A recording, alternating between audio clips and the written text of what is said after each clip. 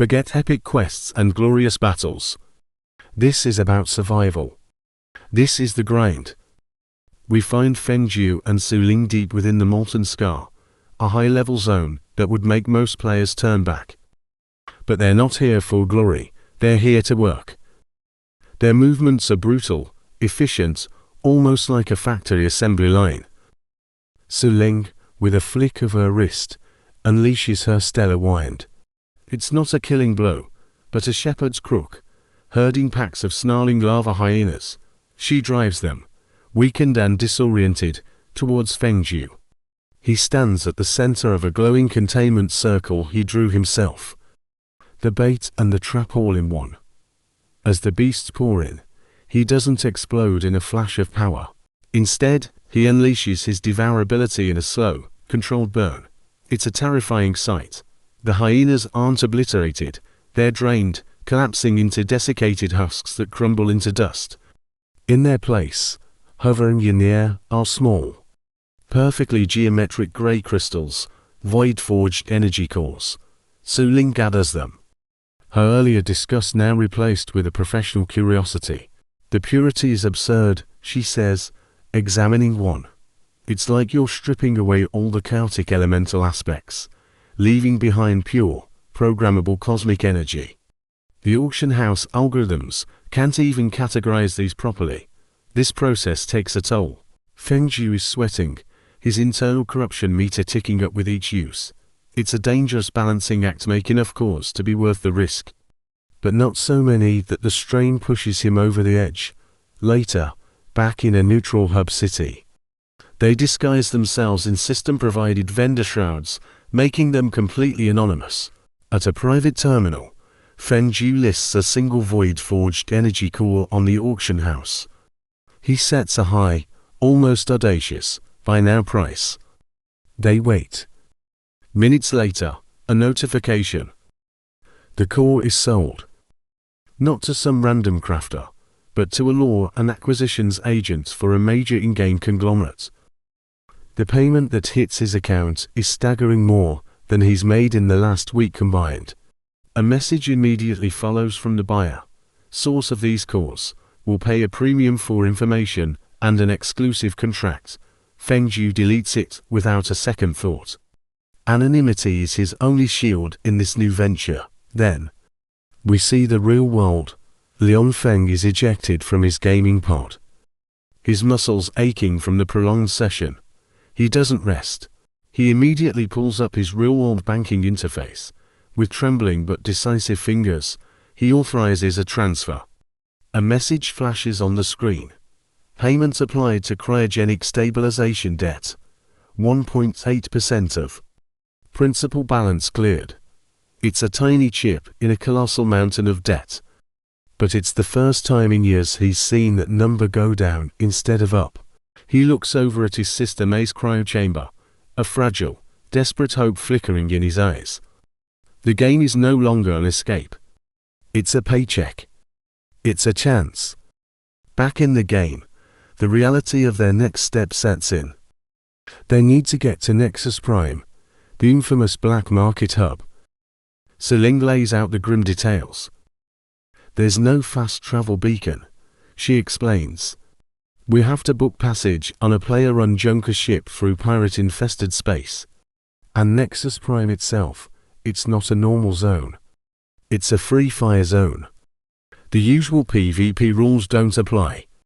Killing other players has no system penalty, and loot drops are comprehensive. Feng Jiu understands. They're about to leave the safety of the game's rules behind and venture into true digital lawlessness. The stakes have never been higher, both in the game and out. Our next stop is Nexus Prime, the infamous lawless port, and our only ride is the Wandering Mule. It's a rust bucket of a freighter, a real junker, and its pilot, Captain Grimm. Looks like he's seen more asteroid fields than sunny days. The cargo hold is a who's who of the galaxy's most wanted. Mercenaries with cold eyes, data thieves cloaked in shadows, and fugitive crafters hiding their skills. The air is thick with unspoken threats. The journey gets real tense, real fast. We enter an asteroid field, and just off our port side, we see it. Another junker, just like ours, gets torn apart by pirate vessels. Bright flashes of plasma, then silence. It's a chilling sight. But Captain Grimm doesn't even flinch. He doesn't fight back. Instead, he just dumps cargo. Huge containers of valuable ore spill into space, glittering like a trail of breadcrumbs.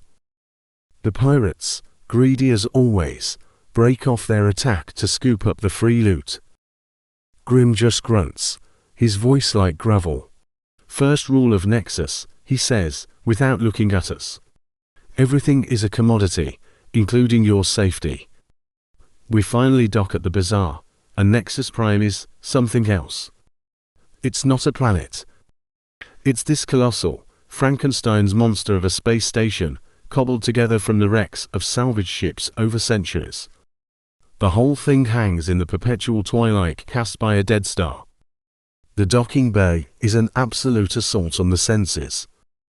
You've got traders shouting over each other, the high-pitched whine of people testing illegal weapon mods, and the deep, resonant hum of energy shields barely containing bar brawls. The air itself feels heavy, thick with the glow of 1,000 overlapping holographic ads. They're selling everything you can imagine: stolen blueprints for legendary gear, neural experience recordings of famous bar skills, anything and everything. Our first order of business is to turn our hard-earned void-forged cores into cold, hard cash. Su Ling leads Feng Jiu to a kiosk run by a fence AA. Keeping his face hidden under his shroud, Feng Jiu places 10 of the cores on the counter. The AI's single optic flickers as it scans them, the silence stretching on for a moment. Then, the offer flashes on the screen, 30% above the standard market price. A good deal. But then, a new message appears. Query: production method. Feng Jiu, staying cool, simply selects the trade secret option. The AI processes this, then comes back with another offer. This one more enticing. Additional offer: 500,000 credits for exclusive, one-time data packet on energy purification process. No identity required. It's tempting, so tempting. But it screams trap. That data packet could easily be a Trojan horse, loaded with a tracking worm that would lead the entire universe to his doorstep. Feng Jiu declines. The AI doesn't argue. The transaction completes, and just like that, Feng Jiu's credit balance explodes. He's rich, but he's also just painted a target on his back. With their pockets full, Su Ling guides them deeper into the bazaar, to a tavern with a strange name, the Echo Chamber. This isn't a place you go for a good drink, you come here to listen. Information is the real currency. They buy 2 drinks, the price inflated by what the locals call a listening fee. They find a quiet table in the corner, and Su Ling starts her work. She doesn't ask direct questions. That would be too obvious. Instead, she speaks of obscure cultivation lore, of places of pure cosmic silence. She casually drops a few credit chips as tips for the bartender and anyone who wanders by their table. It's a slow process, but it works. Little by little, fragments of conversations, drunken boasts, and hushed warnings start to form a picture. One name keeps surfacing: the Ghost Nebula. They call it a graveyard for censors, a place where the rules get thin. A place where the game itself seems to bend. Then, a one-armed miner, his voice a low mutter, adds a crucial piece.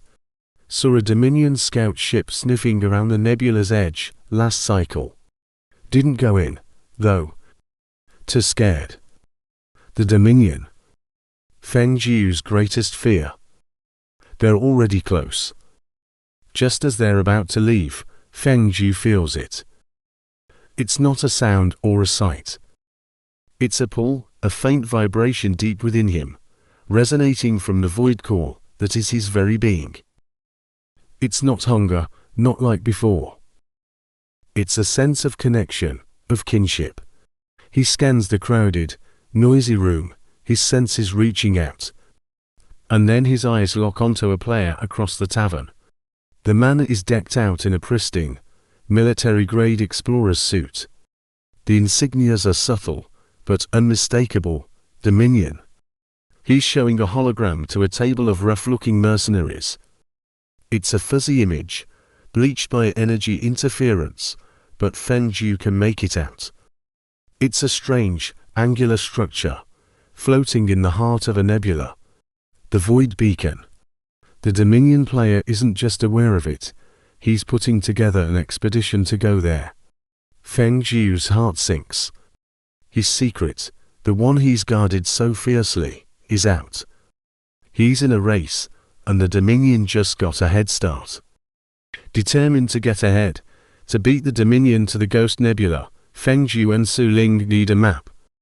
A real one, not the kind you find on the public net. They head for the lower decks of the station, a maze of conduit-lined alleys and flickering service lights. The cacophony of the bazaar fades behind them, replaced by a low, industrial hum. The feeling of being watched, a constant companion in Nexus, intensifies. It's a prickle on the back of the neck, a sense that the shadows are moving. Suddenly, the lights in the alley flicker and die, plunging them into near darkness. A figure detaches itself from the deeper shadows ahead. It's not a normal player avatar. It looks like a humanoid silhouette made of shifting, glitching static. A glitch walker. Someone who uses forbidden mods and gain exploits to literally break their own character model, hiding their identity behind a veil of corrupted data. The figure's voice is a synthesized whisper, layered with the hiss and crackle of data static. It sounds like a secret being told by a dying computer. You ask questions about quiet places, it whispers. You sell silent crystals. Your energy signature is a hole in the world. The glitch walker takes a slow step closer. Feng Zhu's instincts scream. He tenses, his body coiling, ready to fight, ready to devour this new threat. But the figure just holds up a hand, a gesture of peace. I am not your enemy, the static voice continues. I am a fellow observer of broken things. The beacon you seek, it is not a treasure vault. The figure leans in, its form seeming to warp the very air around it. The Oracle doesn't build dungeons. It builds locks. The Ghost Nebula isn't a challenge, it's a containment field. The Void Beacon is one of those locks. The static swirls around Feng Zhu, seeming to probe his very existence. And you. The voice drops even lower, a chilling, digital whisper. You smell like a key. Before Feng Zhu can even process what that means, the glitch walker transmits a data packet directly into his UI. It's a single, corrupted image. It's the Void Beacon, but seen from an impossible angle, from the inside. It's not machinery. It's a pulsing, cancerous mass of chaotic light, a cosmic tumor straining against the energy barriers holding it in place. And at the bottom of the image, a file designation, Primal Plague Containment Protocol Gamma. The truth hits Feng Zhu like a physical blow. He's not hunting the source of power. He's being drawn to a cage, and the thing inside is waking up. Determined to stay one step ahead of Dominion, Feng Zhu and Su Ling descended into the station's lower decks, searching for an elusive map seller. They ducked into a dim alley. A tangled web of conduits and pipes branching off from the main bazaar. As they walked, the cacophony of the market faded, replaced by the low hum of machinery and the drip of condensation. The feeling of being watched, a prickle on the back of Feng Zhu's neck, grew stronger with every step. The overhead lights flickered once, then twice, casting long, dancing shadows. Ahead of them, one of those shadows detached itself from the wall. It wasn't a normal player avatar. This figure was a shifting, humanoid silhouette of pure static. A glitch walker, one of those legendary players who used extreme mods and gain exploits to literally break their own visual rendering. It was a walking tear in the fabric of the game world. A voice emerged from the static. A synthesized whisper layered with the hiss of data corruption. You ask questions about quiet places. You sell silent crystals. Your energy signature is a hole in the world. The figure glided a step closer. Feng Jiu's muscles crawled, his instincts screaming, ready to either fight or devour this anomaly. But the glitch walker simply held up a hand, a gesture of peace. I am not your enemy, the synthetic voice rasped. I am a fellow observer of broken things. The beacon you seek. It is not a treasure vault. The figure leaned in, its form distorting the light on it. The Oracle doesn't build dungeons, it builds locks. The Ghost Nebula isn't a challenge, it's a containment field. The Void Beacon is one of those locks. And you. The static seemed to swirl around Feng Jiu, as if sniffing his very essence. You smell like a key. Before Feng Jiu could react, the glitch walker transmitted a data packet directly to his user interface. It wasn't a message or a map. It was a single, corrupted image file. It showed the Void Beacon, but from an impossible angle from the inside. There was no machinery, no advanced technology. Instead, there was a pulsing, cancerous mass of chaotic, raw light, straining against shimmering, metaphysical barriers. At the bottom of the image, a file designation flickered. Primal_containment_protocol_gamma. Dominion seeks the beacon. To break it open, the information broker hissed, its voice dropping even lower. They think it holds a source of ultimate power. They are fools. They will unleash what is inside. If you go there following your instinct, you will either become their lockpick or the new lock. The figure began to dissolve, its edges blurring back into the static of the darkened alley. The Oracle is watching. It has been waiting for a key that can turn. Your journey is not your own, devour. And then, it was gone. The glitch walker vanished without a trace, leaving Feng Jiu and Su Ling alone in the oppressive silence. The horrifying image of the contained plague burned in their minds. Su Ling stared at the spot where the figure had been, her face pale. Feng Jiu, this is beyond the game's law. This is like admin level stuff. What did we just stumble into? Feng Jiu's mind raced. The ancient recording he carried within his own soul, the warning from his ancestor about being a warden, suddenly clicked into place with the broker's terrifying words. It all made sense. The pull he felt. His unique cultivation art, it wasn't just for power. It was for a purpose. He had a choice. He could turn away now, use his abilities to quietly farm credits, pay off his sister's debt, and hope Dominion failed on their own. Or he could walk knowingly into the trap, embrace this horrifying role he was born for, and risk everything. He looked at Su Ling's worried face, then glanced at the credit balance in his UI. It was enough for another debt payment, another small step toward freedom. But then he felt it again, the deep, resonant pull from the distant nebula, a call his very being, his cultivation art, could not ignore. If Dominion got there first, if they unleashed that thing, all could be lost. Not just in the game, but perhaps in ways he couldn't even imagine. If he went, he might be playing directly into the hands of the game's godlike AI. His jaw set, his expression hardening into one of grim resolve. We need a ship, he said, his voice low and firm, a fast one, and whatever counter-corruption modules we can buy. He had made his decision. The path to saving his sister now led directly into the mouth of a cosmic catastrophe. As he looked out a grimy viewport, his determined face was reflected against the distant, ominous swirl of the Ghost Nebula on the star chart. The hunt was no longer about profit or survival. It was now a race against annihilation. Thanks for watching. Don't forget to like and subscribe. for the next chapter of this journey.